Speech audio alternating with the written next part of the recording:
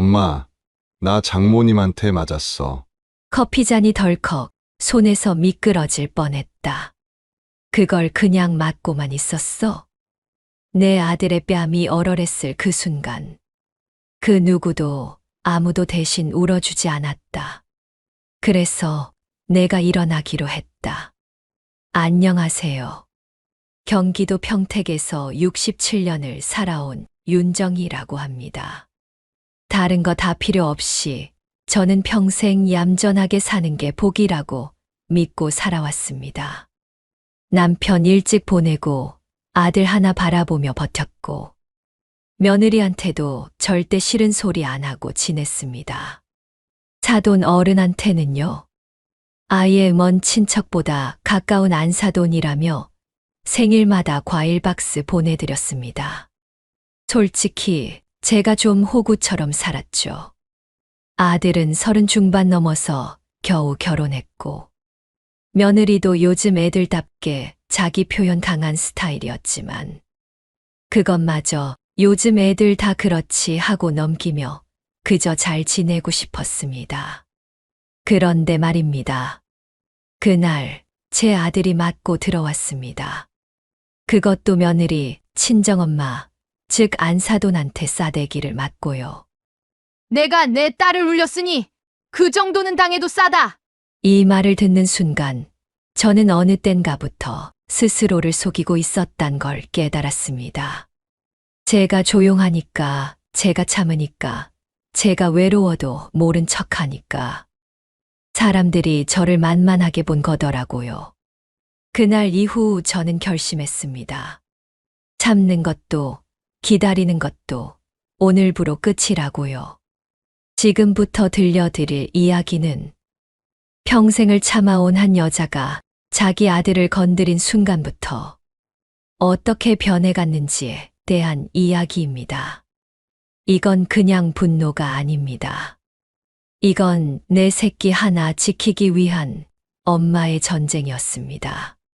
제 아들 도윤이는요, 참 조용하고 착한 아이입니다. 어릴 적부터 말썽 한 번 없고 친구 하나 사귀는 것도 조심스럽게 굴던 아이라, 아, 얘는 평생 사람 힘들게 안 하겠다 싶었죠.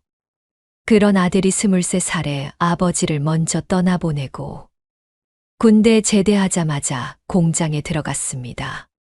입사 초엔 야간조 뛰고 주말마다 쉬는 날 없이 일했어요. 제가 한 번은 그랬어요.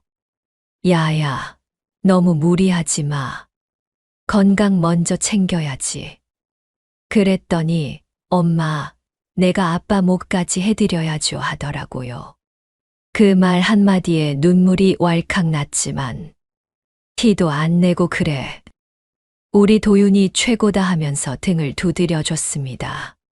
그렇게 열심히 살았던 아들이 30 넘어서 수진이를 만났습니다.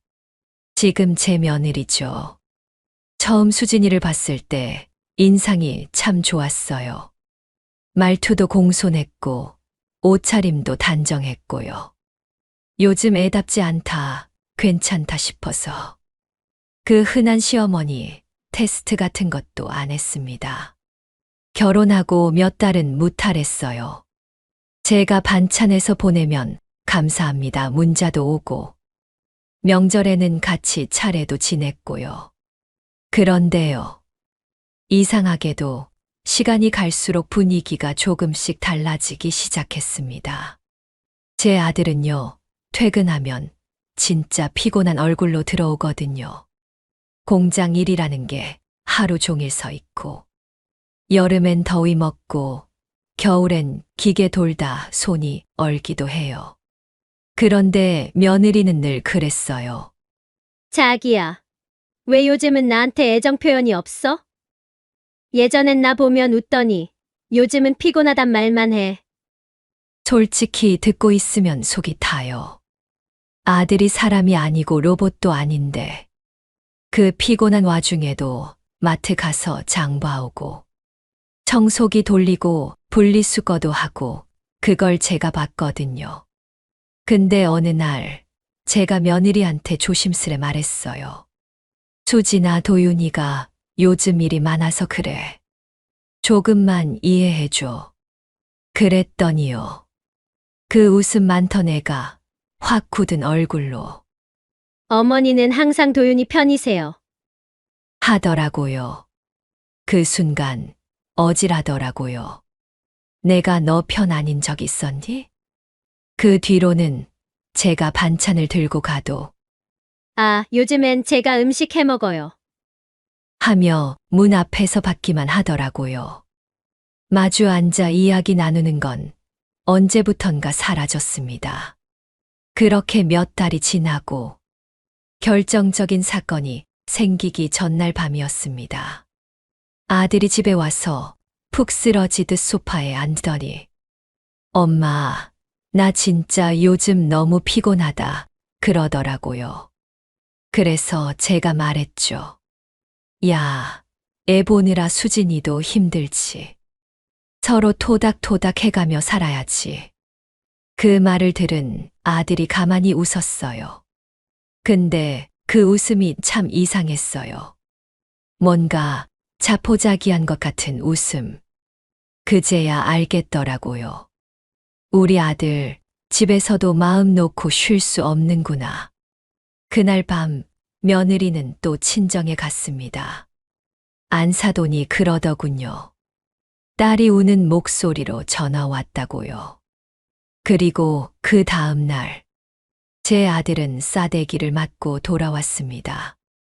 그 일이 벌어지기까지 저는 단 하루도 며느리를 미워하지 않았습니다. 하지만 그날 뭔가가 부서지는 소리가 났습니다. 제 안에서요. 그리고 저는 결심했습니다. 이제부터는 누가 잘못했는지 정확히 보여줘야겠다고. 그날은 평범한 일요일이었습니다. 아들은 늦잠도 못 자고 오전 9시에 일어나 어린 손주 데리고 어린이집 체험 수업에 다녀왔고, 며느리는 화장대 앞에 앉아 화장하는 유튜브를 보고 있더라고요. 도윤아, 나 이따가 친구들이랑 점심 약속 있어서 애기 좀 봐줘. 아들은 그래 하고 별말 없이 나갔고, 오후 2시쯤 애랑 같이 땀범벅이 돼서 돌아왔어요. 근데 집에 오니까 며느리가 뭐라는 줄 아세요? 어머, 얘 왜 이렇게 땀을 흘려? 당신 대충 본 거 아니야? 나 애 맡긴 건데 좀 더 신경 써주지. 그 말 듣고 아들 얼굴이 순식간에 굳는 게 느껴졌습니다. 아무 말도 안 하고 방에 들어가 샤워하더라고요. 그날 저녁 저는 도윤이한테 미역국 끓여서 보냈습니다. 몸보신 좀 하라고요. 근데 그날 밤 며느리가 저한테 전화를 했습니다. 어머니, 다음부터는 음식 안 보내주셔도 돼요. 요즘은 도윤이한테 자꾸 엄마가 먼저 챙기니까 제가 좀 불편해요. 불편. 그 말을 듣고 저는 그냥 그래, 알겠다 하고 전화를 끊었습니다. 그날 처음으로 마음에 스크래치 같은 게 남더라고요. 며칠 후 아들이 퇴근하고 저녁에 잠깐 들렀습니다. 저는 조심스럽게 물었죠. 수진이랑 요즘은 어때? 무슨 말 다툼은 없는 거지? 그랬더니 아들이 그냥 웃기만 하더라고요. 근데 그 웃음이 너무 익숙했어요. 내가 남편 살아생전 서운할 때마다 참을 때 짓던 그 웃음. 그냥 포기하는 사람들만 짓는 그런 웃음. 다음 날 며느리는 또 친정에 갔습니다. 원래 일주일에 한두 번 다녀오곤 했지만 이날은 무슨 일이 있었는지 밤늦게까지 집에 안 들어왔습니다. 그리고 그 다음 날 점심 무렵 저는 시장에서 반찬을 사고 있었는데 아들이 전화를 걸어왔어요. 엄마, 나 방금 장모님한테 맞았어. 뭐? 그냥 갑자기 기다리고 있다가 딱 한 대 때리고 갔어. 심장이 철렁 내려앉았습니다. 이건 아무리 생각해도 실수가 아닌 겁니다. 저녁이 되자 아들은 정말로 뺨 한쪽이 붉게 부어 돌아왔습니다.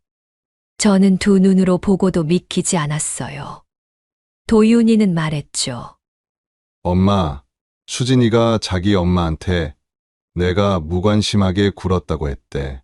그래서 자기가 너무 힘들다며 울었다고. 울었다고? 그래서 그 엄마가 남의 아들을 때린다고?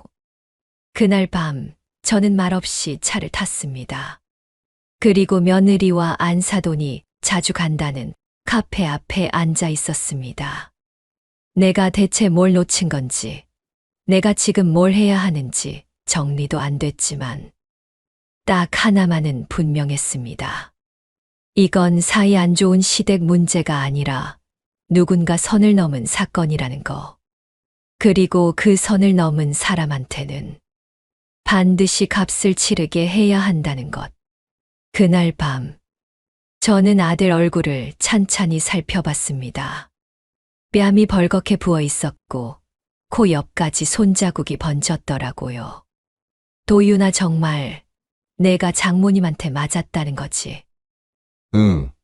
엄마, 내가 식당 앞에서 기다리는 거 보고 그냥 아무 말 없이 와서 왜 내 딸을 울렸냐고 그러고 때렸어. 이게 무슨 말입니까? 어떻게 사위 얼굴에 손을 올릴 수가 있습니까? 그 자리엔 다른 직원도 있었대요. 도윤이는 아무 말도 못하고 그 자리에서 그냥 얼어붙었답니다.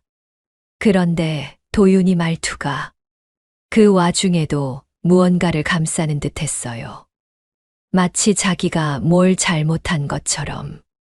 수진이는 뭐래? 그냥 미안하다고 했어. 근데 눈빛이 좀 이상했어.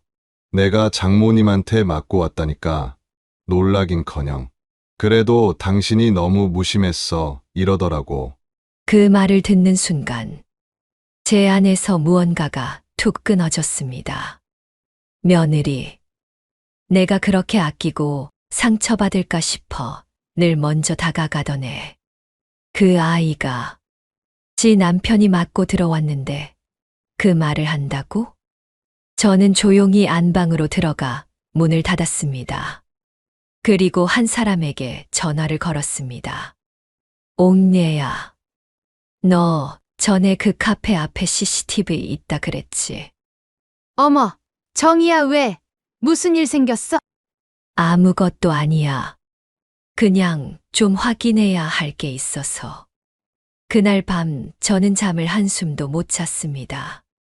도윤이한테는 아무 말도 하지 않았고 며느리한테도 연락하지 않았습니다. 다음 날 옥내 언니가 그 카페에서 아르바이트하는 조카한테 연락을 넣어줬고 며칠 뒤 USB 하나를 제 손에 쥐어줬습니다. 정희야, 이거 내가 직접 봐. 영상 속에는 도윤이가 퇴근 후 커피 한 잔 사들고 걸어오고 있었고 그 순간 어디선가 나타난 안사돈이 불같은 얼굴로 다가오더니 말도 없이 소리치며 싸대기를 날리는 모습이 찍혀 있었습니다. 왜 우리 수진이 울렸냐? 너 그렇게 사람이 아냐? 주변 사람들이 다 쳐다보고 있었어요. 도윤이는 머뭇거리다 뭔가 말하려 했지만 안사돈은 또 다시 밀치듯 밀고 돌아섰습니다. 그 장면을 보고 있는데 제가요 숨이 막히는 줄 알았습니다. 며칠 후 옥내 언니가 조심스레 또 하나를 건넸습니다. 정희야, 이건 그 집 며느리 애가 친구랑 통화한 거 녹음한 건데 그 카페 직원이 뒷정리하다 우연히 들은 거래. 그날 저녁이었대. 제가 들은 건 이런 말이었습니다. 아이, 진짜 나도 몰라. 그냥 엄마가 알아서 해주겠지. 그냥 울기만 했지 뭐. 아, 몰라. 좀 무심하긴 해도 그 정도는 다 그러잖아. 근데 엄마가 그 얘기 듣고 사위한테 뭘 했는지는 모르겠어. 설마 때리기야 했겠어? 설마 진짜로? 설마 이제 모든 퍼즐이 맞춰졌습니다. 며느리는 상황을 과장했고, 안사돈은 일방적으로 판단했고, 우리 아들은 그 한가운데서 맞고 모욕당하고 조롱당했습니다. 그리고 저는 결심했습니다. 다시는 이 가정을, 이 아이를, 내가 지켜야 할 것을 남의 손에 맡기지 않겠다고. 며칠이 지났습니다. 며느리는 사과했습니다. 어머니 정말 죄송해요. 저도 몰랐어요. 엄마가 그렇게까지 하실 줄은. 눈물까지 흘리며 말하더군요. 아들도 말했어요. 엄마, 그냥 넘어가자. 장모님도 감정이 앞서 그랬을 거야. 그래요. 그럴 수 있죠. 사람이니까. 엄마니까. 딸이 울었다니까. 한 번쯤은 욱해서 실수할 수 있죠. 그래서 저도 말했습니다. 그래. 나도 너희 감정 더 안 상하게 하고 싶진 않다. 이 일은 잊자. 하지만 그날 밤, 저는 컴퓨터를 켜고 USB에 담긴 CCTV 영상을 조용히 열었습니다. 그리고 정지 화면을 캡처해서 저장했죠. 시간, 날짜, 장소 모조리 기록했습니다. 그 다음엔 노트에 정리했습니다. 며느리의 통화 내용, 며칠 전 대화들, 도윤이가 했던 말, 내가 느꼈던 감정까지. 이게 단지 사과 한마디로 넘어갈 일이 아니라는 걸 저는 알고 있었습니다. 그날 이후로 며느리는 저에게 조금 더 살갑게 굴었습니다. 어머니, 이 반찬 드셔보세요. 오늘은 날씨 좋네요. 장 보셨어요? 아들도 요즘엔 전보다 자주 연락을 했습니다. 엄마, 오늘은 일찍 들어왔어요. 별일 없죠? 그게 고마우면서도 한편으론 속이 너무 쓰렸습니다. 왜냐하면 저는 알거든요. 그 애들이 잘 지내려는 게 아니라 사건을 묻고 싶어 하는 거란 걸. 하지만 저는 묻지 않았습니다.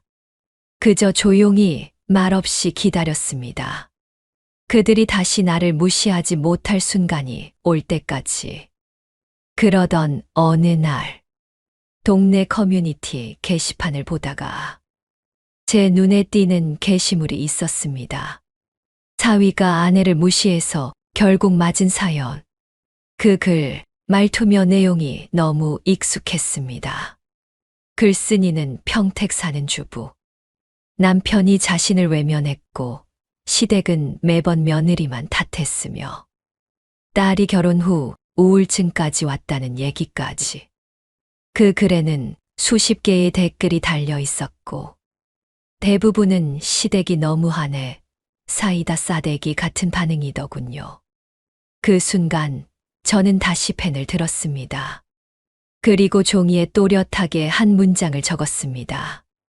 법은 말이 없지만 기억은 정확하다. 그리고 생각했습니다.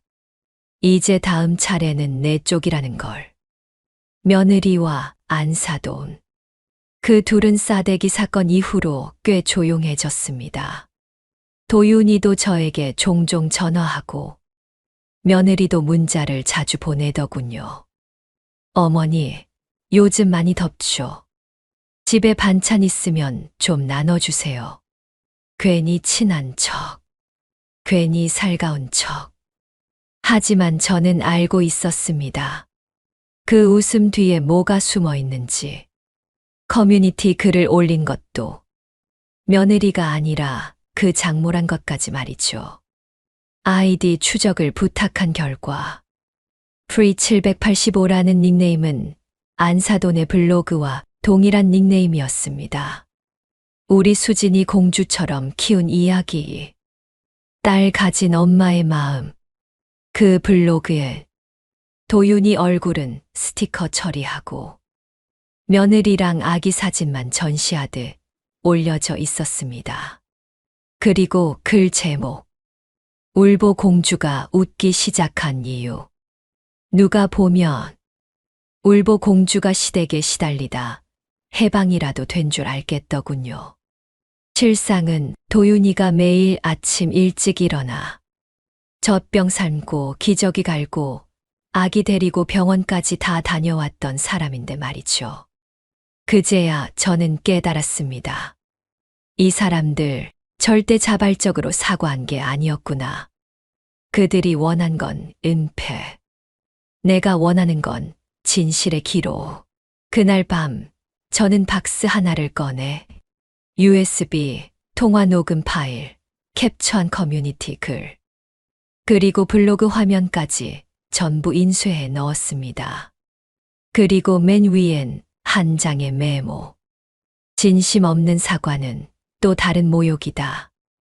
며칠 후 동네 커뮤니티에서 저를 아는 지인이 한마디를 흘렸습니다. 정희 씨, 그 집 사돈이 무슨 커뮤니티 글 올렸던 거 아시죠? 예, 뭐, 시댁 때문에 딸이 힘들었느니 그런 식으로 적었더라고. 사람들 댓글로 사이다 이러던데 이상하잖아? 내가 볼 땐 그 집 아들이 훨씬 더 성실한 애던데 말이야. 소문은 돌기 시작했고 장봐가던 시장 아주머니들 사이에서도 말이 나기 시작했습니다. 도윤이 그 집 왜 며느리만 피해자인 척하지?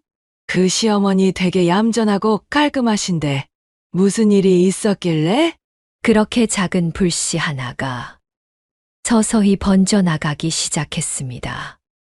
그리고 며칠 후 안사돈이 제게 전화를 걸어왔습니다. 처음엔 짐짓차분한 목소리였습니다. 안사돈 지난번 일은 내가 좀 과했지. 그래도 자식 일엔 눈이 멀 때가 있잖아. 그럴 수 있죠. 근데 요즘 커뮤니티가 좀 이상해. 우리 수진이 이야기 자꾸 도는 것 같아. 혹시 안사돈이 뭐 퍼뜨린 건 아니지? 그 순간 제 입꼬리가 미세하게 올라갔습니다. 퍼뜨리다니요. 전 그냥 사실이 좀 알려졌으면 좋겠다는 마음뿐이죠. 사실이요? 네. 내 아들이 맞은 것도 사실이고 사과 한마디로 끝내려던 것도 사실이니까요. 그 순간 안사돈의 목소리가 조금 높아졌습니다. 이봐요. 안사돈. 이거 그냥 우리끼리 잘 풀면 되는 일이었잖아. 괜히 키우지 말고 가족끼리 일은 가족 안에서 끝내요. 저는 단호하게 말했습니다. 누가 가족이라 그랬어요? 내 아들을 함부로 때린 사람과 그걸 눈 감고 지켜본 사람들. 그런 사람들은 가족 아닙니다. 그 순간 전화기 너머에 서서 긴 정적이 흐르다 뚝 전화가 끊겼습니다. 그날 밤 저는 다시 박스를 열고 새 종이를 한 장 추가로 넣었습니다. 이제 시작이다. 며칠 후 안사돈이 직접 집으로 찾아왔습니다. 사전 연락도 없이요. 정희 씨, 얘기 좀 하자. 아니, 이게 뭐 하는 짓이야? 우리 수진이 요즘 잠도 제대로 못 자고 병원까지 갔다 왔다고. 저는 조용히 찻잔을 내려놨습니다. 커피라도 한 잔 하실래요? 지금 커피 마시자는 거야? 당신 정신이 있는 거야? 정신 너무 멀쩡해서 탈이에요. 당신은 멀쩡한 정신으로 남의 아들 뺨을 때렸잖아요. 안사돈의 얼굴이 붉게 달아올랐습니다. 그리고 성큼 제 앞으로 다가오더니 이렇게 말하더군요. 그래. 때렸어. 근데 내가 그때 우리 딸이 밤새 울었다는 얘기를 듣고 얼마나 속이 끓었는지 알아? 그래서요? 당신 아들이 그 애를 얼마나 무시했는지. 그 무시라는 게 퇴근하고 피곤해서 말이 없었다는 거잖아요. 말을 그렇게 비꼬지 마. 비꼬는 게 아니라 당신 딸이 울었다는 이유로 내 아들을 공개된 장소에서 때리고도 당신은 지금 그럴 수도 있다고 하고 있는 거잖아요. 잠시 안사돈의 입에서 말이 멈췄습니다. 그 틈을 제가 이어받았습니다. 그날 상황 CCTV로 다 봤어요. 카페 직원이랑 알죠. 그리고 수진이가 친구한테 전화한 내용도 들어봤어요. 거기서 뭘 하던가요? 나도 몰라. 엄마가 알아서 하겠지. 그 말 듣고 당신 내 아들한테 손찌검했어요. 순간 안사돈이 당황한 기색을 감추지 못하며 말했습니다. 그건 내가 전부 듣고 한 게 아니라 그러니까요. 안 듣고 안 확인하고 때렸다고요.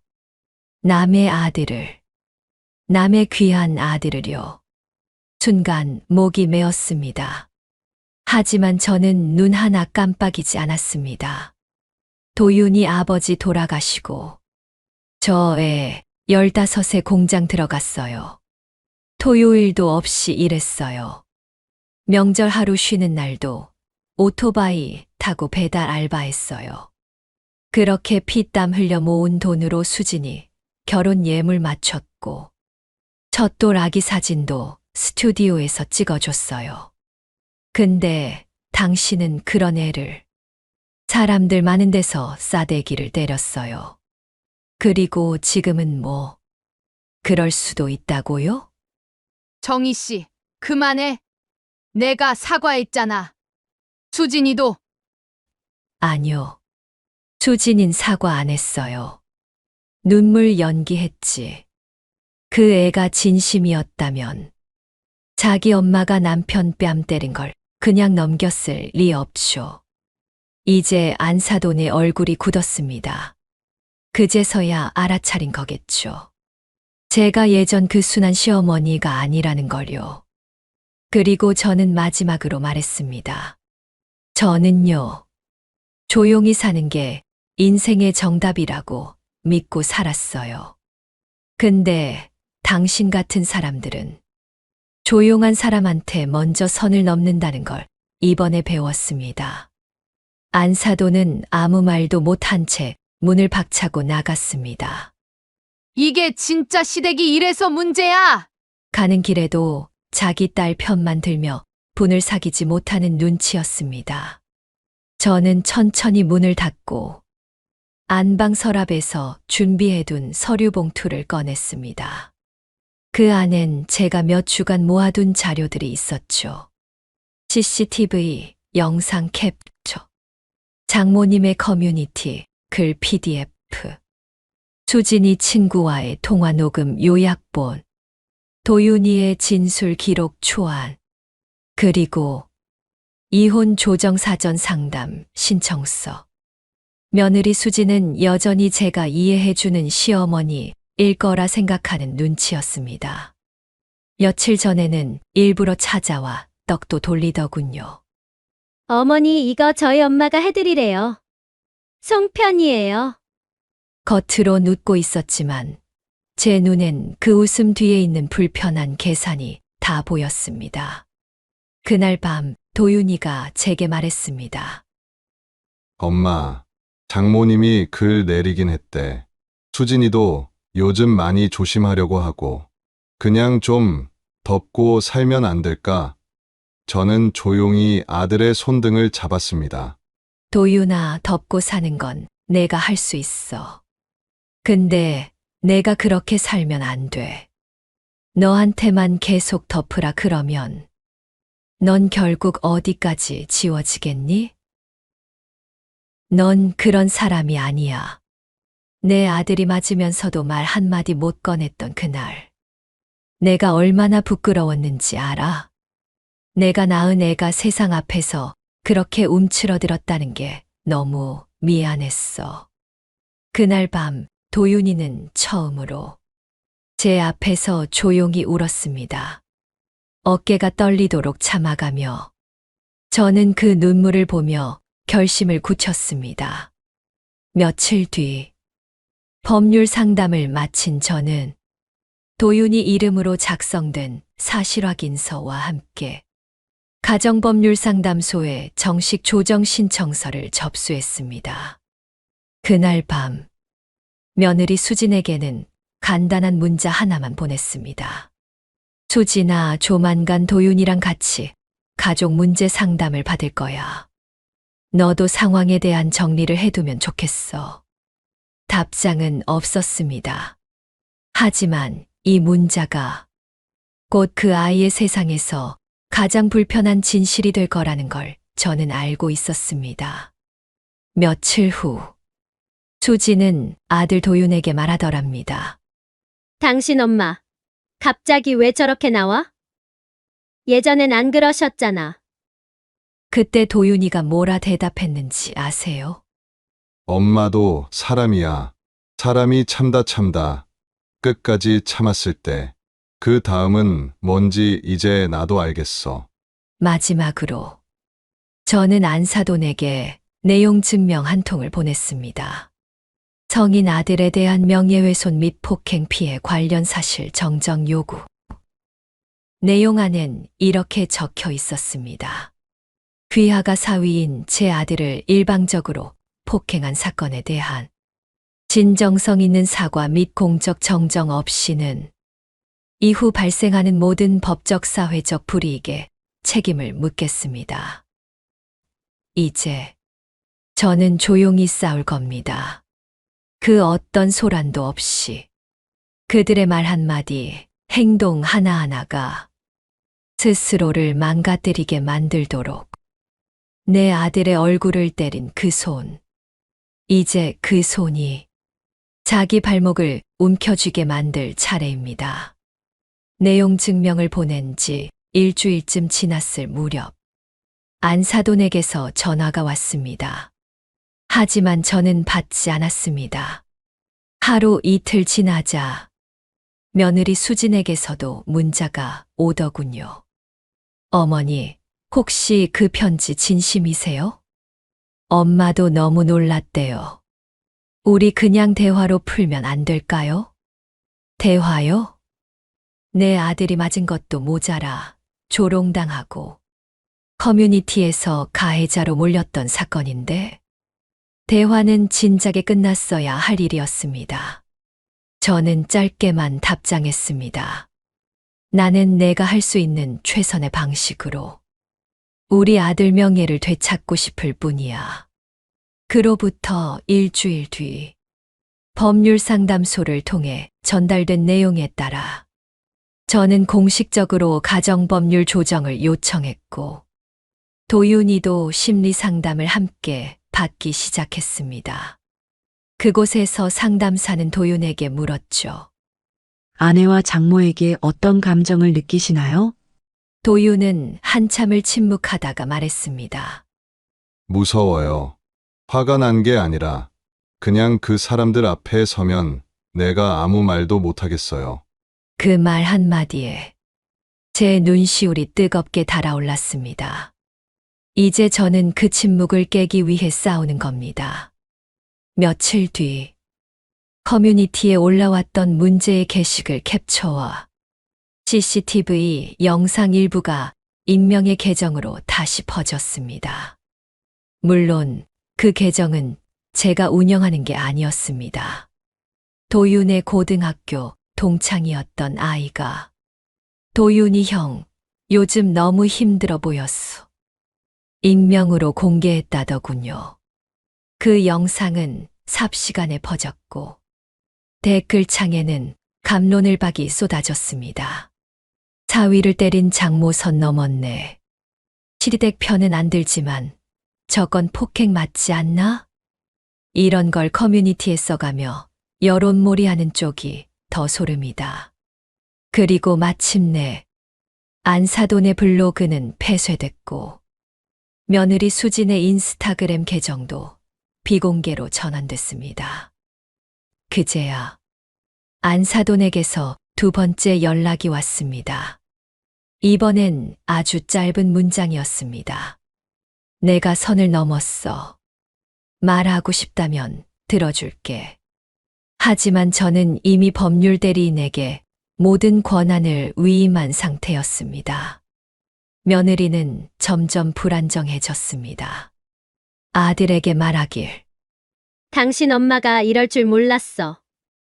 예전엔 그렇게 다 받아주더니. 도윤은 대답했답니다. 엄마가 받아준 게 아니라 그냥 믿은 거야. 사람들한테 상처받지 않길 바랐던 거지. 그 한마디가 수진에겐 가장 큰 뒤통수였을 겁니다. 그리고 그날 밤, 저는 다시 박스를 꺼냈습니다. 자료들이 점점 두꺼워지고 있었습니다. 누가 거짓말을 했는지, 누가 진심이 아니었는지, 누가 선을 넘었는지, 세상은 아주 천천히 그러나 정확하게 알아가는 중이었습니다. 조정 신청이 공식 절차를 밟기 시작하자 법률상담소에서 한 조력자가 제게 말을 건넸습니다. 어머님, 이건 단순한 가족 문제로 덮일 수 없습니다. 사위 폭행, 명예훼손, 감정적 조작에 의한 사회적 낙인. 충분히 공적 조정과 진술서 요청이 가능하세요. 그렇게 저는 도윤이와 함께 사실 확인서를 공식 작성했고 의료심리상담 기록도 동봉했습니다. 그리고 담당 조정위원에게 USB 영상과 녹음 파일을 넘겼습니다. 이건 증거를 수집하려 한 게 아닙니다. 그저 진실이 조용히 묻히는 게 두려웠을 뿐입니다. 며칠 후 도윤에게 회사 내 인사팀에서 조용히 면담 요청이 들어왔습니다. 최근 익명 게시판에 올라온 도윤 사위 폭행 사건 제보에 대해 회사 차원에서 진위 여부를 묻기 위함이었죠. 하지만 면담을 마치고 나온 도윤은 전보다 단단한 얼굴이었습니다. 엄마, 회사 사람들이 다 내 편이야. 대리님도 부장님도 예전부터 수진이한테 눌려 살던 거 눈치챘다더라. 그리고 한마디 덧붙였습니다. 이젠 나도 나를 지킬게. 반면 수지는 점점 무너졌습니다. 회사 휴직을 신청했고, 친구들과의 연락도 끊었고, 그토록 자랑하던 SNS는 완전히 사라졌습니다. 안사도는 결국 저에게 다시 전화를 걸어왔습니다. 이번엔 울먹이듯 말하더군요. 정희 씨. 내가 잘못했어. 정말 그땐 눈이 멀었었나 봐. 그냥 수진이랑 도윤이 이혼 같은 건 안 하게만 어떻게 좀 안 될까? 그제야 저는 조용히 입을 열었습니다. 그건 두 사람이 결정할 일이에요. 저는 이제 대신 울어주는 사람 말고 지켜주는 사람이 되려고요. 마지막으로 저는 도윤에게 말했습니다. 이제 더는 뒤로 숨지 마라. 엄마가 너한테 바라는 건 딱 하나야. 스스로를 존중해. 그리고 내 아이 앞에서 당당한 아버지가 돼. 도윤은 고개를 끄덕였습니다. 그 표정엔 더 이상 주저함이 없었습니다. 며칠 뒤 가정조정센터로부터 최종 조정 통지서가 도착했습니다. 당사자 간 상호 존중, 기반 재정비 필요. 향후 동일한 폭력 상황 발생 시 형사 조치 가능. 법적 구속은 없었지만 모든 서류는 공식 기록으로 남게 되었습니다. 이제 그들은 다시는 아무렇지 않게 말하지 못할 겁니다. 딸이 울었다. 시댁이 무심했다. 공주처럼 키운 딸이 불쌍했다. 그 말 뒤에 숨겨질 진짜 가해자의 얼굴, 이제 모두가 알게 됐으니까요. 며칠 후, 동네 작은 카페에서 우연히, 아니 어쩌면 일부러 마주치게 된 자리였습니다. 안사돈이 들어오자마자 눈을 피하려 했지만 제가 먼저 말했죠. 앉으세요. 오늘은 도망치지 마시고 제대로 들어보세요. 안사돈은 고개를 숙이고 말했습니다. 정희 씨, 나 너무 부끄럽고 미안해. 그땐 정말 내 정신이 아니었어. 아니요. 그땐 정신 너무 똑바로였죠. 한복 입은 내 아들 뺨을 때릴 때 당신 팔에 아무런 주저함도 없었어요. 그 순간 카페 안은 숨소리 하나 없이 조용해졌습니다.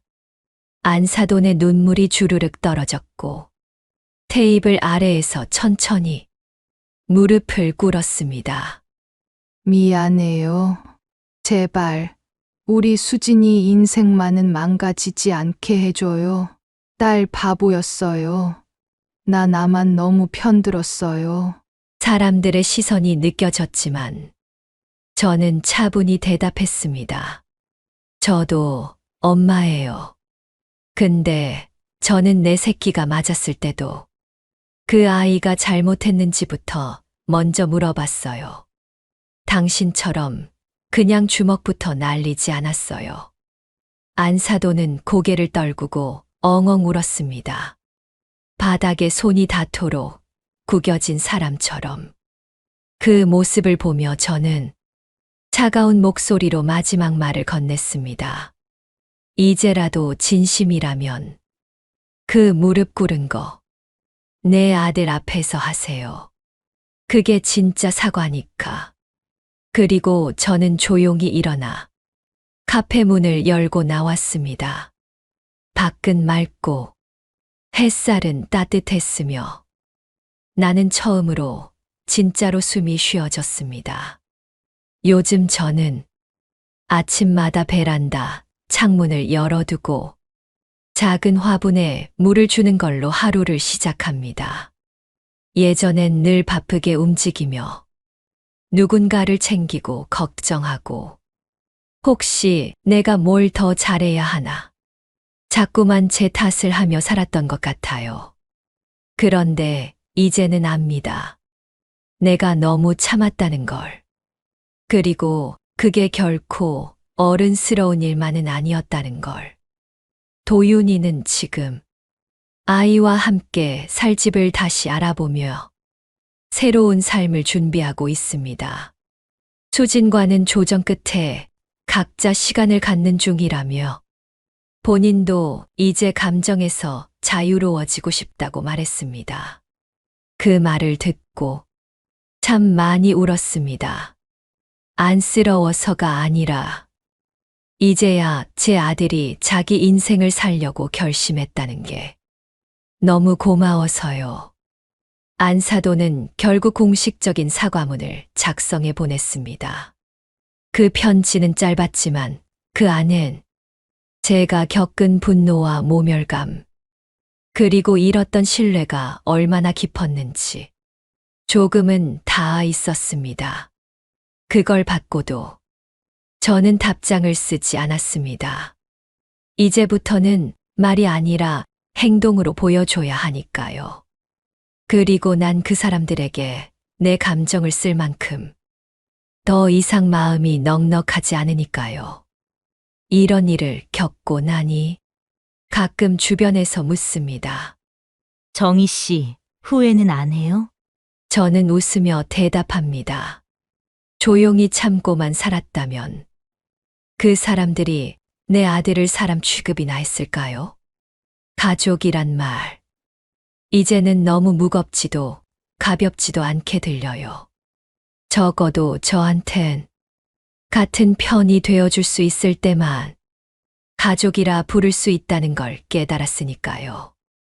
이제는 하루하루가 평온합니다. 마음의 구멍이 뚫렸던 자리는 천천히 바람이 메우고 그 자리에 조용한 햇살이 들어옵니다. 혹시 이 영상을 보시는 분들 중에도 참아야만 좋은 사람이라고 믿고 살아오신 분이 있다면 꼭 말씀드리고 싶어요. 참는 것보다 더 어려운 건 자신을 지키는 일이라는 걸요. 그리고 당신을 지켜줄 수 있는 단 한 사람은 결국 당신 자신뿐이라는 걸요. 저는 오늘도 작은 커피포트에 물을 끓이며 생각합니다. 그땐 참 힘들었지만 지금은 괜찮다. 아무도 내 마음을 몰라줬던 그 시절도 이제는 나를 더 단단하게 만든 시간이었다고요. 당신의 이야기도 들려주세요. 댓글로 또는 마음으로. 우리 모두는 누군가의 엄마이고 누군가의 딸이니까요.